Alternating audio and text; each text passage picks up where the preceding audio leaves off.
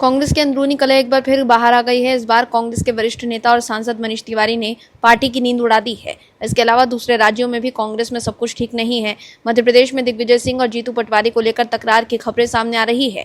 Jitu Patwari CM Mohan Yadav के खिलाफ मोर्चा खोले हुए हैं, लेकिन दिग्विजय सिंह ने मोहन यादव का समर्थन किया है। लगभग हर राज्य में पार्टी आपसी कलह से जूझ रही है और राहुल गांधी सपना देख रहे हैं कि 1 साल के अंदर मोदी सरकार गिर जाएगी, लेकिन यहाँ तो अलग ही खेल चल रहा है। खबर की माने तो कांग्रेस के बड़े नेता ने केंद्रीय गृह मंत्री अमित शाह से मुलाकात की, जिससे राजनीतिक गलियारों में हलचल तेज है। क्या है पूरी खबर बताते हैं आपको इस रिपोर्ट में। दर्शकों, कांग्रेस के एक फैसले से पार्टी में बवाल मच गया है। दरअसल पंजाब कांग्रेस में संगठनात्मक फेरबदल के बाद शुरू हुई अंदरूनी खींचतान अब खुली शक्ति परीक्षा में बदलती हुई नजर आ रही है। पंजाब प्रदेश अध्यक्ष अमरिंदर सिंह राजा वड़िंग को लेकर असंतोष अब बंद कमरों से बाहर आ चुका है। पूर्व मुख्यमंत्री चरणजीत सिंह चन्नी के मोरिंडा स्थित आवास पर लगातार दूसरे दिन नेताओं का जमावड़ा लगा, जहां पार्टी नेतृत्व और खासकर राजा वड़िंग की कार्यशैली पर खुलकर सवाल उठे। वहीं इस पूरे घटनाक्रम ने साफ कर दिया है कि पंजाब कांग्रेस के भीतर अब लड़ाई सिर्फ पर्दों की नहीं बल्कि 2027 के सत्ता के चेहरे की भी है। चरणजीत सिंह चन्नी को कांग्रेस कैंपेन कमेटी का चेयरमैन बनाए जाने के बाद उनके आवास पर समर्थक नेताओं का पहुंचना अपने आप में बड़ा राजनीतिक संदेश माना जा रहा है। वहीं बैठक में पहुंचे कांग्रेस नेता तरसेम सिंह डीसी ने सीधे राजा वड़िंग को निशाने पर ले लिया। तरसेम डीसी ने कहा कि राजा वड़िंग के नेतृत्व में कांग्रेस सरकार नहीं बन सकती, क्योंकि जनता उनका समर्थन नहीं करती। जनता चाहती है पंजाब कांग्रेस अध्यक्ष बदला जाए। लोग चरणजीत सिंह चन्नी को पंजाब का अगला मुख्यमंत्री देखना चाहते हैं। दर्शकों, ये बयान सिर्फ व्यक्तिगत राय नहीं बल्कि चरणजीत सिंह चन्नी कैंप की रणनीतिक लाइन माना जा रहा है। चन्नी कैंप का मकसद राजा वड़िंग की स्वीकार्यता पर सवाल खड़े करना और चन्नी को विकल्प के रूप में स्थापित करना है। एक मीडिया रिपोर्ट में सूत्रों के हवाले से बताया गया है कि बैठक में मौजूद कई नेताओं और पूर्व विधायकों ने भी दो टूक कहा कि राजा वड़िंग को संगठन की कमान नहीं दी जानी चाहिए थी। पार्टी के नेताओं का तर्क है कि 2022 की हार और उसके बाद के राजनीतिक प्रदर्शन को देखते हुए पार्टी कार्यकर्ताओं को बदलाव की उम्मीद थी। हालांकि हाईकमान ने वही नेतृत्व बरकरार रखा, गलत संदेश दिया। वहीं पंजाब कांग्रेस में मची इस सियासी हलचल के बीच चंडीगढ़ से कांग्रेस सांसद मनीष तिवारी की नाराजगी ने आग में घी डालने का काम किया है।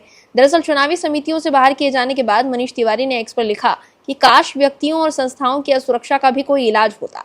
कांग्रेस ने मुझे 45 साल में बहुत कुछ दिया है और मैंने अपना पूरा वयस्क जीवन पार्टी को समर्पित किया है। मनीष तिवारी का यह बयान कांग्रेस हाईकमान के फैसलों पर अप्रत्यक्ष लेकिन तीखा हमला माना जा रहा है। अगले साल होने वाले विधानसभा चुनाव से पहले पंजाब कांग्रेस में घमासान मचा है। वहीं मनीष तिवारी को पंजाब में आगामी विधानसभा चुनाव के लिए बनाई गई कांग्रेस की नई चुनावी समितियों में जगह नहीं मिलने के बाद पार्टी में एक बार फिर इस बात पर बहस शुरू हो गई है कि क्या हाईकमान साफ बोलने वाले और स्वतंत्र सोच रखने वाले नेताओं के खिलाफ सख्त रवैया अपनाता है।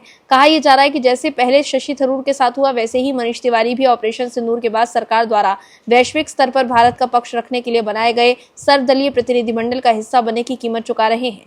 कहा यह जा रहा है कि राहुल गांधी इस बात से तिवारी से नाराज हैं।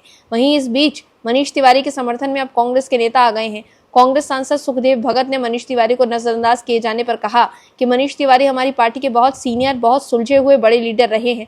उन्होंने आगे ये भी कहा कि मैं समझता हूं कि संगठनात्मक दृष्टिकोण से चाहे एनएसयूआई की बात हो, युवा कांग्रेस की बात हो, उन्होंने पद संभाला है, केंद्रीय मंत्री के रूप में भी पद संभाला है। एक बात मैं स्पष्ट कर दूं, ऐसी बात नहीं है। पार्टी परिस्थिति देखती है और उन परिस्थितियों का निर्णय लेती है कि किनकी कहां पर भूमिका है, किनकी कहां पर उपयोगिता है। उधर पूर्व डिप्टी सीएम सुखजिंदर सिंह रंधावा की दिल्ली गतिविधियों ने भी अटकलों को हवा दे दी है। सूत्रों की माने तो रंधावा केंद्रीय गृह मंत्री अमित शाह के आवास पहुंचकर उनसे मुलाकात कर चुके हैं। हालांकि आधिकारिक तौर पर कुछ स्पष्ट नहीं है, लेकिन कांग्रेस के भीतर इसे असंतोष के बड़े संकेत के तौर पर देखा जा रहा है। पंजाब कांग्रेस इस समय कई शक्ति केंद्रों में बढ़ चुकी है। एक तरफ संगठन पर राजा वड़िंग की पकड़ है, दूसरी तरफ चन्नी अपनी जनाधार और दलित समीकरण सामने रख रहे हैं, जबकि मनीष तिवारी और रंधावा जैसे नेता अलग दबाव समूह बनाते हुए दिखाई दे रहे हैं।